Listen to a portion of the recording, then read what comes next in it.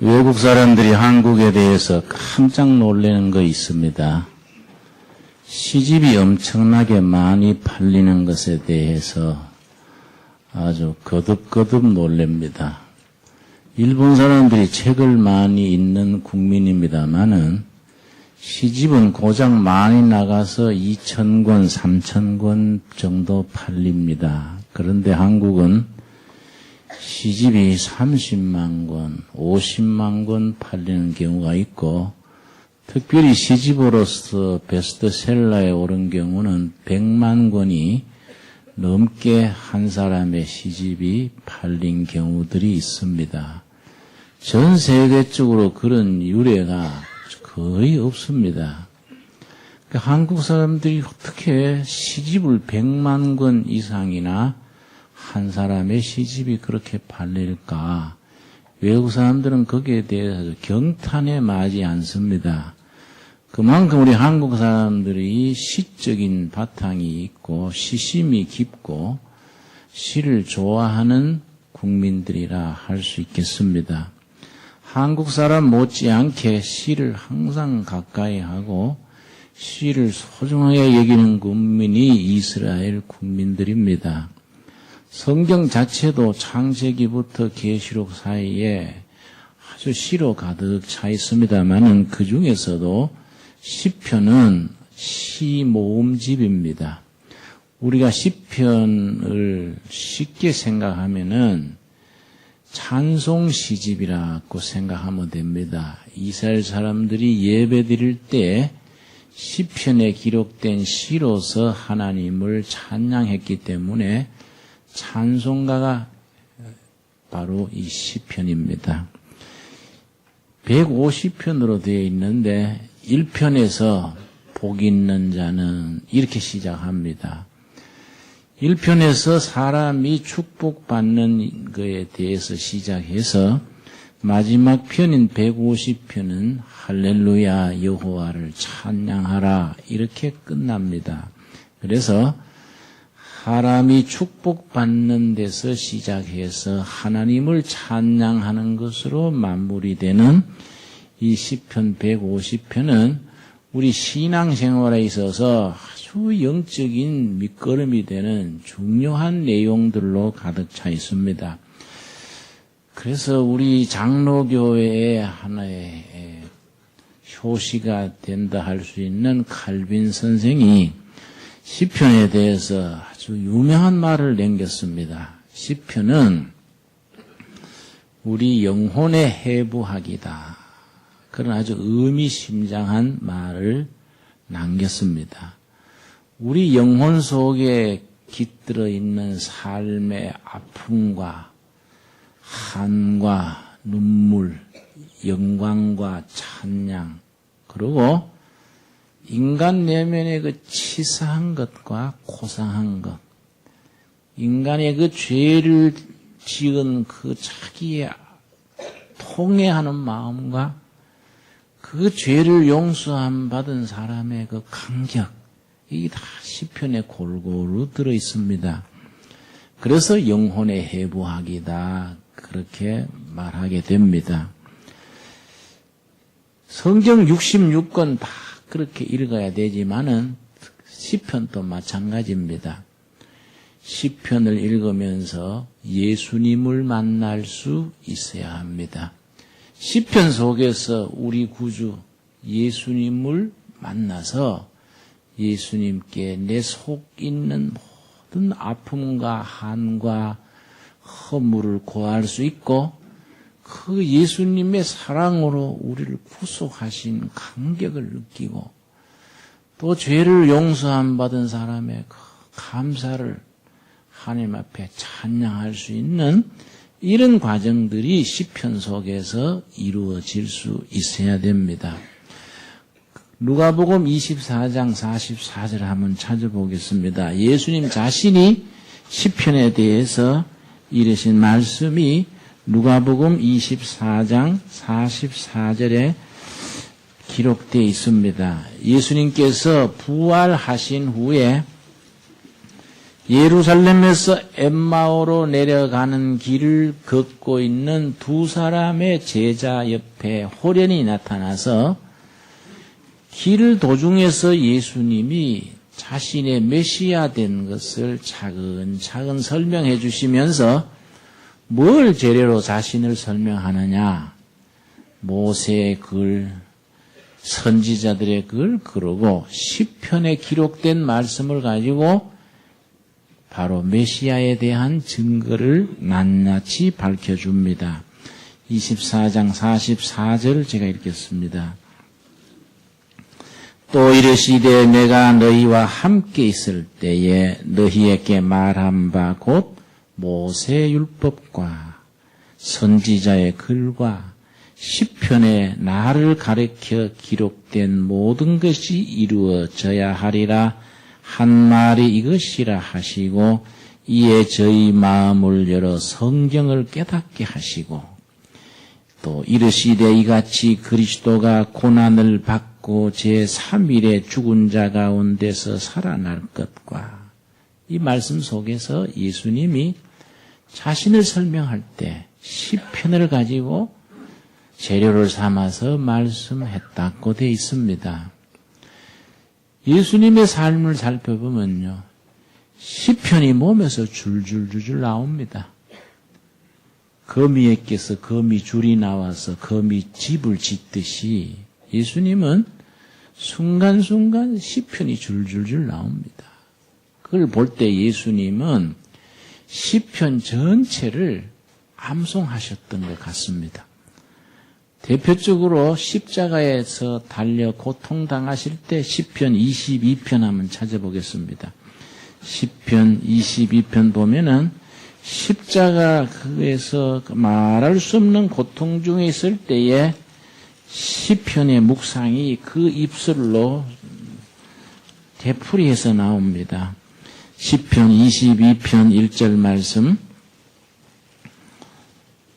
내 하나님이여 내 하나님이여 어찌 나를 버리셨나이까 어찌 나를 멀리하여 돕지 아니하옵시며 내 신음하는 소리를 듣지 아니하시나이까. 예수님 어디서 말씀하셨습니까? 십자가 위에서 어찌하여 나를 버리시나이까? 왜 나를 돌보지 아니하시나이까? 십자가 위에서 이걸 되풀이하셨습니다. 십자가에서 숨 거두실 때에 그때도 시편 31편입니다. 31편 5절 말씀 31편 5절 말씀 우리 한번 같이 읽겠습니다. 내가 나의 영을 주의 손에 부탁하나이다. 진리의 하나님 여호와여 나를 구속하셨나이다. 나의 영을 아버지 손에 맡기나이다. 예수님이 숨 거두실 때 이르신 말씀이 바로 이 말씀입니다. 그래서 시편 속에서 예수님이 고난받으시는 것, 십자가에 죽으시는 것, 부활하시는 것, 우리 죄짐을 지시는 것 20곳 이상 쭉 예언이 계속해서 나옵니다.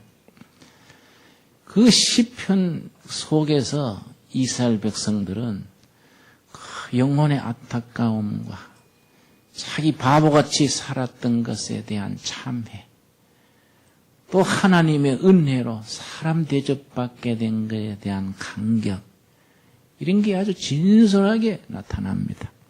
예를 들어서 죄에 대해서 아주 강력하게 회개 시가 32편입니다. 32편, 51편, 130편 이런 게 이제 참회 시인데 그 중에서 32편 1절 읽겠습니다. 허물의 사함을 얻고 그 죄의 가리움을 받은 자는 복이 있도다. 마음에 간사가 없고 여호와께 정죄를 당치 않는 자는 복이 있도다. 3절 말씀 같이 읽읍시다. 내가 토설지 아니할 때에 종일 신음함으로 내 뼈가 쇠하였도다. 허물과 죄를 내 마음속에 품고 있는 사람의 영혼의 아픔과 고통을 말합니다. 죄의 뿌리가 이렇게 자기 영혼을 억눌러서 그 죄를 하나님 앞에 토하지 않았을 때 내 영혼의 아픔, 뼈가 마르고 체액이 쫄아드는 것과 같은 고통을 말합니다.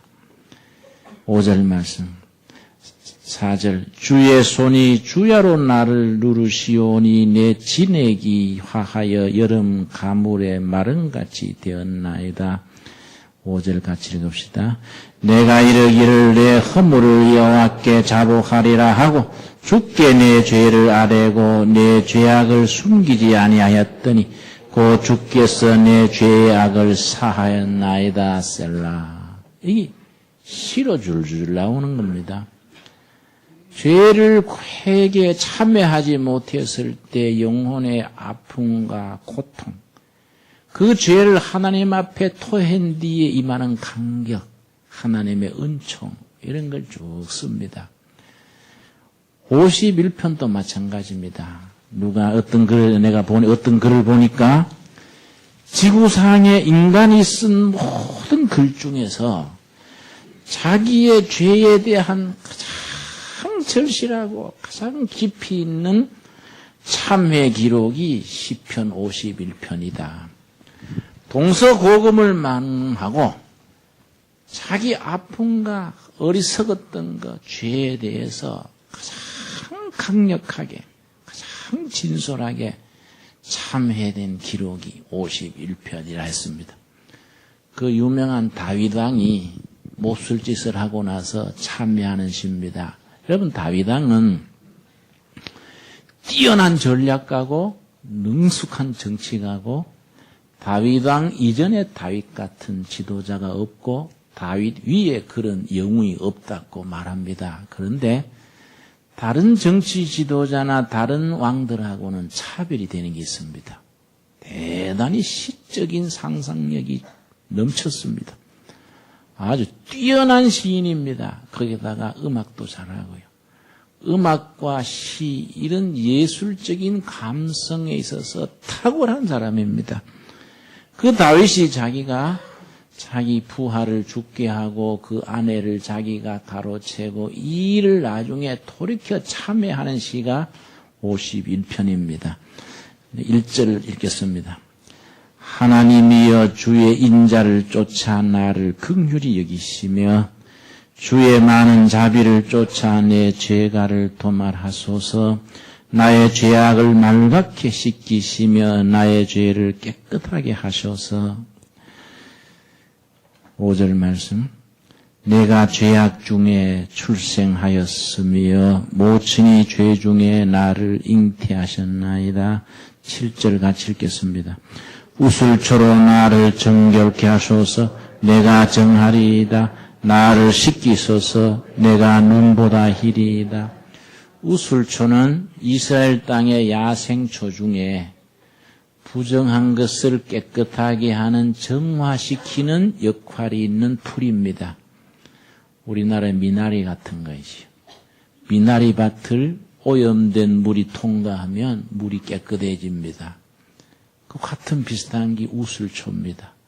자기 영혼의 허물과 죄, 이걸 우슬초로 나를 씻어 주시옵소서. 깨끗하게 해 주시옵소서. 아주 성경을 쭉 읽어보면은 하나님께서 우리 죄를 책망하시지만은 그보다 더 책망하시는 것은 회개하지 않는 것을 책망하십니다. 그리고 자기 어리석었던 것을 회개하고 주님 앞에 돌아오면은 어떠한 죄도 하나님께서는 너 죄와 허물을 기억도 아니하리라. 이 복음입니다. 복음. 그래서 시편 130편도 마찬가지입니다. 자기의 죄를 참회하면서 거기에 임하는 하나님의 속죄의 은총, 허물과 죄를 없던 걸로 우리를 이끌어주시는 하나님의 은혜를 감격을 가지고 지금 쓰고 있습니다. 시편 130편. 여호와여 내가 깊은 데서 주께 부르짖었나이다. 자기 영혼의 아픔과 절박함, 그 갈등, 이걸 가지고 자기 영혼 깊은 곳에서 내가 와 그래 멍청한 짓을 했을까. 깊은 곳에서 지금 돌이키는 겁니다. 2절. 주여 내 소리를 들으시며 나의 간구하는 소리에 귀를 기울이소서. 여호와여 주께서 죄악을 감찰하실진데 주여 누가 쓰리이까. 4절 같이 읽읍시다. 그러나 사유하심이 주께 있음은 주를 경외케 하심이니이다. 그 죄를 용서하시는 손길, 그는 여호와께만 있다. 여호와. 사람이 사람의 죄를 용서하고 풀어줄 수 없다. 여호와께서만 인간의 허물과 약함을 살피시고 그 죄를 용서하신다. 그래서 5절. 나 곧 내 영혼이 여호와를 기다리며 그 말씀을 바라는도다. 파수꾼이 아침을 기다림보다 내 영혼이 주를 더 기다리나니 참으로 파수꾼의 아침을 기다림보다 더하도다. 회개하면서 참회하면서 하나님의 용서의 손길, 사랑의 손길을 기다리는 것이 밤새 보초서는 파수꾼이 새벽을 기다리는 것보다가 더 간절히 하나님의 그 자비의 손길을 기다린다. 그 다음 하나님이 거기에 응답으로서 용서한 사죄의 축복이 임했을 때의 감격입니다. 7절 8절입니다. 우리 한번 같이 읽읍시다. 이스라엘아 여호와를 바랄지어다. 여호와께는 인자심과 풍성한 구속이 있음이라. 저가 이스라엘을 그 모든 죄악에서 구속하시리로다. 구속하시는, 용서하시는 하나님의 자비의 축복을 지금 감격을 가지고 얘기합니다. 시편 속에는 많은 시가 고난 중에서 부르짖는 시, 고난시 혹은 탄원시라 그럽니다. 이스라엘 역사는 고난의 연속입니다. 지리적으로, 정치적으로, 종교적으로 이스라엘은 고난을 피할 수 없는 그런 여건입니다. 그 점에서 우리 한반도와 이스라엘은 지정학적인 위치 자체가 비슷합니다. 왜냐하면 이스라엘은 아시아와 유럽을 연결하는 징검다리에 있습니다. 항상 강대국들 속에서 주변에 강대국이 일어날 때마다 짓밟힙니다. 국제 질서가 판도가 바뀔 때마다 이스라엘은 그 밥이 됩니다. 그 속에서 백성들은 초죽음을 당했습니다. 우리도 마찬가지입니다. 해양 세력과 대륙 세력의 중간에 반도로 위치해서 우리는 늘 짓밟히는 역사를 우리 살아왔습니다. 한국사를 쭉 공부해 본 사람이 뭐라 그러냐 하면 우리 역사는 30년마다 큰 전란, 큰 재난을 겪어왔다 그럽니다. 30년마다 전란과 피난살이 되풀이되는 겁니다. 얼마나 백성들이 거기에서 초죽음을 당했겠습니까? 지금 우리가요. 6.25가 1953년에 끝났는데 지금까지 평화를 유지한다는 것은 이건 당군 이래 우리가 태평성대입니다, 지금. 이게 얼마나 우리가 지금 복을 누리고 살고 있다는 걸 우리가 알아야 됩니다. 그걸 모르고 있으면 우리가 안 돼요. 그런데 이스라엘 백성도 우리도 순환과 좌절, 아픔과 실패의 역사를 살아왔는데 거기서 얻어내는 결론이 다릅니다. 결론이. 이스라엘 백성들은 그 고난의 역사 속에서 영적으로 성화가 됐습니다. 시편 119편이 대표적입니다. 자기들의 그 고난 속에서 좌절 속에서 어떤 깨달음에 임했느냐. 시편 119편 71절이 대표적입니다. 그런데 우리는 이런 면이 없습니다. 우리는. 내가 일본 갔다 와서 밀린 신문을 보다가 하니틀 거 보다가 짜증이 나서 던져버렸습니다. 맨날 찢고 뽑고 하다. 나라가 자꾸 파드배고 고발하고 뭐 아주 그거 자꾸 보다가는 위궤양 걸리겠어요. 그게 너무나 우리는 슬픈 민족입니다. 순환의 역사 속에서 인격, 개인의 인격과 민족적인 설기가 승화되지를 못했습니다. 자꾸 되풀이하는 겁니다. 근데 이스라엘은 우리하고 다릅니다. 그 고난 속에서 무슨 소득을 얻었느냐? 71절, 119편 71절 우리 같이 읽겠습니다. 고난당한 것이 내게 유익이라. 이로 인하여 내가 주의 율례를 배우게 되었나이다.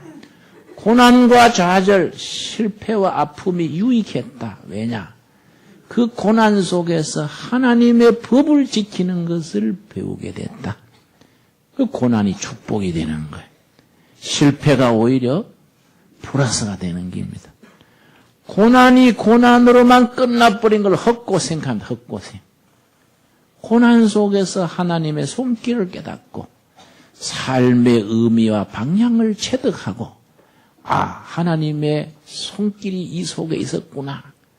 이게 얼마나 중요합니까? 67절도 마찬가지입니다. 67절. 고난당하기 전에는 내가 그릇 행하였더니 이제는 주의 말씀을 지키나이다. 고생하고 실패하기 전에는 천재 지잘난 줄 알고 덤벙대고 곁길로 갔는데 고난과 실패를 통해서 제자리에 돌아왔다. 하나님의 법을 깨닫게 됐다. 고생이 참 감사합니다. 이런 영적으로 승화되는 과정이 있어야 됩니다. 내가 일본에서 저녁에 텔레비를 틀었더니 노벨상 화학상을 탄 사람이 인터뷰가 나왔는데요. 조그마한 중소기업의 연구소의 연구원입니다. 이 어른이 43살인데 작업복을 끊었어, 작업복. 공장에서 일하는데 텔레비에 노벨상 받은 사람 이름이 나왔는데 자기 이름이 나오더래요. 내 이름 있는 딴 사람이구나 생각했대. 가족도 생각하고 그랬대. 근데 회사 이름도 자기 회사. 그래 놀래가지고 작업복 입은 채로 인터뷰한 텔레비에 나왔어요. 그런데 이 사람은 동북대학교에 전기과 나온 사람입니다. 화학 공부한 사람도 아니에요. 전기과 나와가지고 연구소의 말단 연구원으로서 연구했습니다. 자기 무슨 말 하냐면 나는 무슨 실험을 하다가 약품을 잘못 섞었대요. 실수로. 잘못 섞어가지고 실수했다고 내버리려고 던지려다가 놔둬보자 하고 한쪽에 밀쳐놨대. 밀쳐놨는데 1시간쯤 있다 보니까 엉뚱한 게 나온 거예요. 엉뚱하게. 사회가 텔레비 뭐라 그러냐면 바가지에서 돼지 새끼가 나온 거라요. 바가지에서.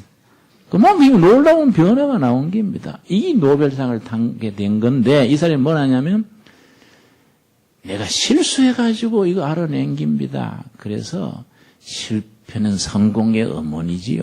그러더라고요. 일본말 잘 모르는데 대충 그런 것 같아요. 대충 그런 거. 실패 속에서 교훈을 받아내고 고난 속에서 영혼의 양식을 우리가 건져내야 되는 겁니다. 고생만 실컷하고 욕만 먹고 실패하고 실패로 끝나버리고 인생이 좌절하면 그거 되겠습니까? 개인이나 민족이나 교회나 한 가정도 한 가지입니다. 실패했기 때문에 빛나는 미래를 우리가 도전할 수 있어야 되고 고생 속에서 참 밝은 신앙, 하나님의 손길을 깨닫고 하나님 앞에 바로 선다는 것이 이게 얼마나 소중하냐 이거예요. 그래서 시편 37편 23절에 내가 아주 좋아하는 말씀인데 시편 37편 23절 말씀 저는 아주 이 본문에 아주 애송하는 시입니다. 시편 37편 23절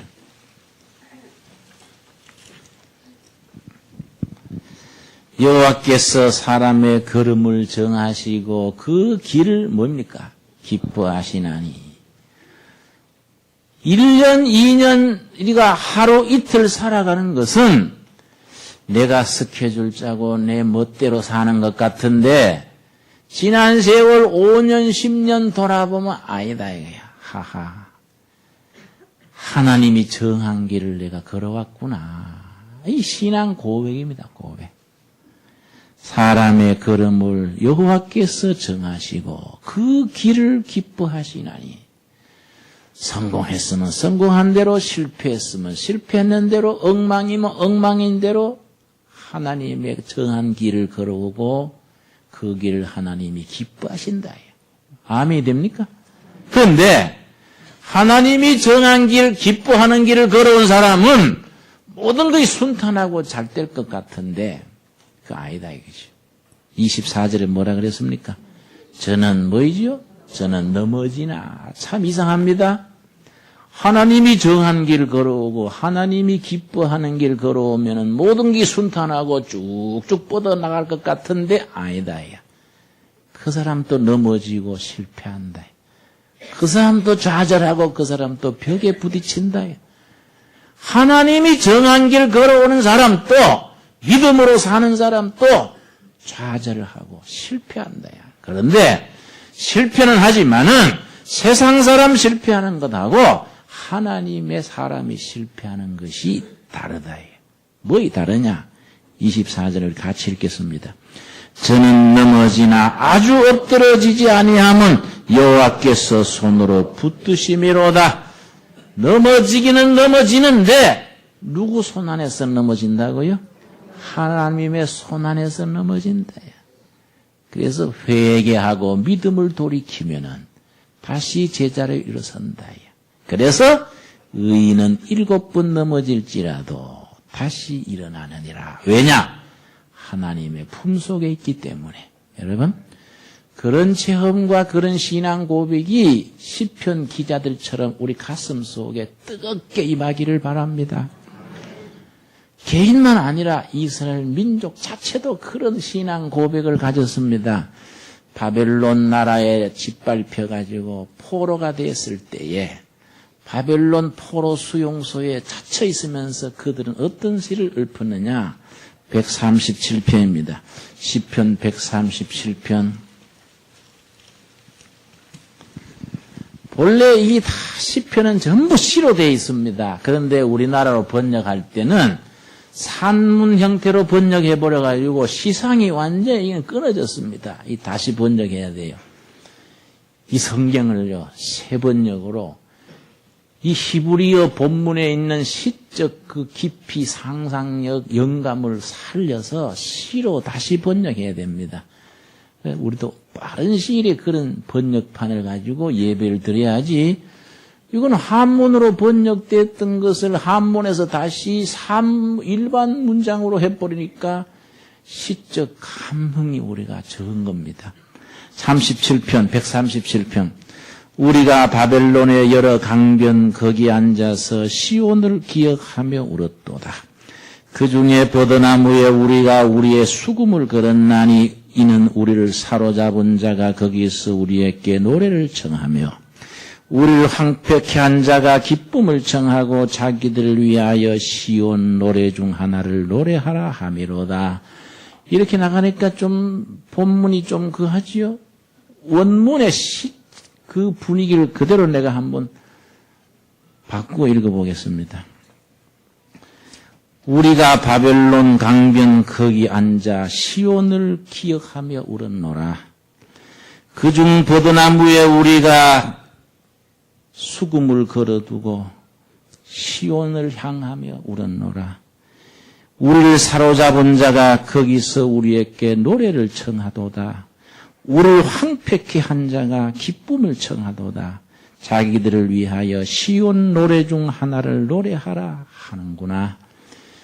예루살렘에서 성전에서 하나님을 찬양할 때 부르던 그 찬송시를 바벨론에서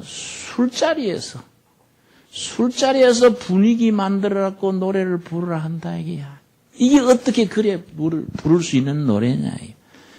이게 우리가 하나님을 찬양하면서 부르는 찬송인데 어떻게 술자석에서 그 자기들 정복자들을 오락으로 그렇게 불러줄 수 있느냐. 그걸 지금 탄식하는 겁니다. 그러면서 뭐라 그러냐면은 4절 말씀. 우리가 이방에서 어찌 여호와의 노래를 부를꼬 예루살렘아 예루살렘아 내가 너를 잊을진대 내 오른손이 그 재주를 잊을지로다. 내가 예루살렘을 기억지 아니하거나 내가 내 제일 즐거워하는 것보다 지나치게 아니할진대 내 혀가 내 입천장에 붙을지로다. 이 이스라엘 백성들이 포로 신세에서 내 손에 검은고를 타는 이 재주, 이게 예루살렘 고향을 잊어버리고 하나님을 찬양하는 예루살렘 성전을 잊어버린다면은 내 손에 이 재주를 잊어버리겠다. 내가 입술로 하나님을 찬양하는 것보다가 다른 것을 더 좋아한다면은 예루살렘에서 하나님을 찬양하던 내 입술이 입천장에 붙어버릴지로다. 이런 식. 안타까운 걸 부르짖는 겁니다. 이런 부르짖음을 하나님이 들으시고 어떻게 응답했느냐? 그 응답한 거이 126편입니다. 126편. 하나님의 응답이 드디어 임한 겁니다. 126편이 그 응답을 지금 노래합니다. 여호와께서 시온의 포로를 돌리실 때에 우리가 꿈꾸는 것 같았도다. 어느 날 갑자기 해방된 거예요. 어느 날. 이 꿈이냐 생시냐야. 뭐 자고나 이 세상이 바뀌었다는 식이야. 이 꿈이냐 생시냐. 여호와께서 시온의 포로 생활에서 우리를 되돌려 주실 때에 꿈꾸는 것 같았도다. 그때 우리 입에는 웃음이 가득하고 우리 혀에 찬양이 차셨도다. 열방 중에 말하기를 여호와께서 저희를 위하여 대사를 행하셨다 하였도다. 도무지 가망 없던 그 백성들이 갑자기 해방되는 걸 보고 다른 나라 백성들이 야, 저들이 섬기는 여호와가 저들에게 큰 일을 일으켜 주셨구나. 야, 굉장한데. 다른 나라 사람들이 놀래버렸다 이 말이에요. 3절. 여호와께서 우리를 위하여 대사를 행하셨으니 우리는 기쁘도다. 여호와여 우리의 포로를 남방 시내들같이 돌리소서. 시내물이 콸콸 흐르듯이 이 포로 해방돼 가지고 예루살렘을 향해서 멋지게 행진하면서 부르는 겁니다. 시가 무엇이 있지요? 내 혼자 멋있는 것 같은데 이 표현을 잘 못하겠어. 또 일본 가서 일본말 들었더니 조선말 잘 못하겠어.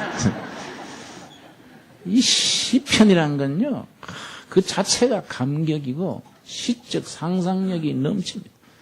그 속에서 하나님을 찬양하는 겁니다.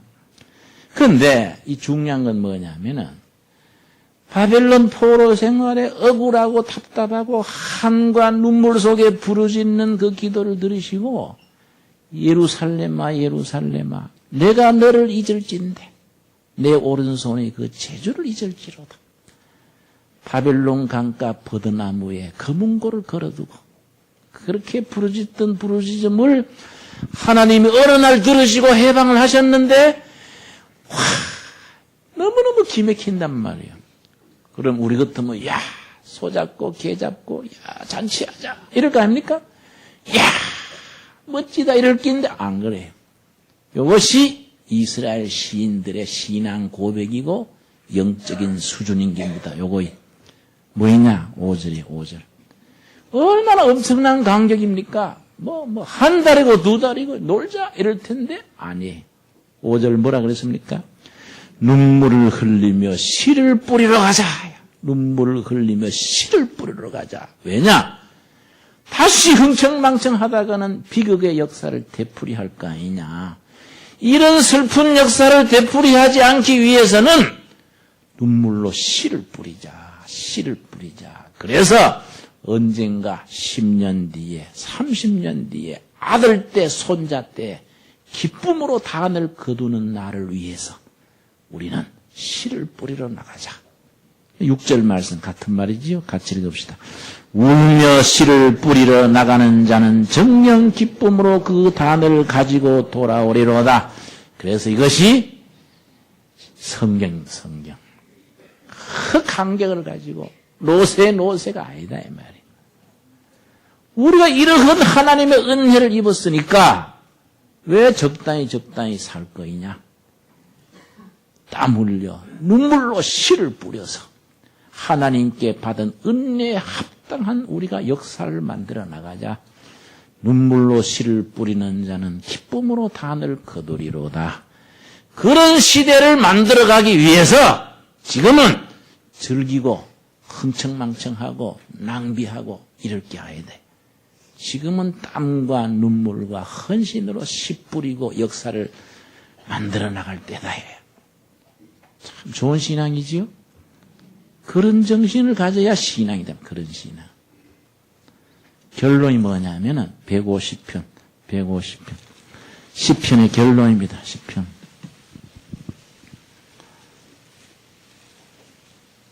(150편으로) 된 시편의 최종 결론. 1편은 뭐걸로 시작되었다 그랬습니까? 복 있는 자는 사람이 받는 축복에 대해서, 하늘로서 임하는 축복에 대해서 복 있는 자는 시작해서 150편 마지막 절 1절 할렐루야 그 성소에서 하나님을 찬양하며 그 권능의 궁창에서 그를 찬양할지어다. 6절 같이 읽읍시다. 호흡이 있는 자마다 여호와를 찬양할지어다. 할렐루야 할렐루야 찬양할지어다. 호흡이 있는 자마다 숨 쉬는 자마다 여호와를 찬양할지어다. 할렐루야. 우리가 그렇게 시편 기자들의 신앙을 우리 것으로 만들어서 우리도 그렇게 살고 그렇게 찬양하고 그렇게 기도해서 응답받는 우리 둘의 가족들이 되어질 수 있기를 바랍니다. 할렐루야 찬양할지어다. 아멘이 됩니까? 네, 기도하겠습니다. 주님 은혜를 감사드립니다. 주님께서 우리를 사랑하셔서 이 땅의 순환과 좌절, 실패 속에서도 오히려 하나님의 손길을 깨닫고 시편 기자들이 찬양했던 여호와를 우리도 할렐루야 여호와를 찬양할지어다. 그렇게 찬양할 수 있게 인도하셔서 감사드립니다. 여호와 아버지시여, 우리가 이 땅에 살아가는 동안에 여호와께서 우리 걸어가는 걸음을 정하시고 내 가정, 내 삶을 기뻐하는 줄 믿습니다. 아버지께서 기뻐하고 인도하시는 삶을 걸어갈지라도 우리는 때로는 좌절하고 때로는 실패하고 때로는 넘어집니다. 그러나 여호와의 손 안에서 넘어지고 실패하고 좌절한 줄로 믿습니다. 다시 일어서는 믿음, 다시 일어서는 도전하는 정신, 하나님의 손길을 체험케 하여 주시옵소서. 그리하여 이스라엘 백성들이 바벨론 포로 생활에 그 악기를 버드나무 가지에 걸고 예루살렘아 예루살렘아 내가 너를 잊을진대 탄식하던 그 자리에서 응답을 받고 포로에서 해방된 뒤에 그 감격 속에서 울며 씨를 뿌리러 나가자. 위대한 내일의 역사를 건설하자. 그러한 결단과 고백이 우리 속에서 자라 열매 맺게 하여 주시옵소서. 우리도 다시 한번 할렐루야 여호와를 찬양할지어다. 숨쉬는 자마다 호흡이 있는 자마다 할렐루야 여호와를 찬양할지어다. 그 찬양하는 신앙에 서게 하옵소서. 예수님 이름 받들어 기도드려 사옵나이다.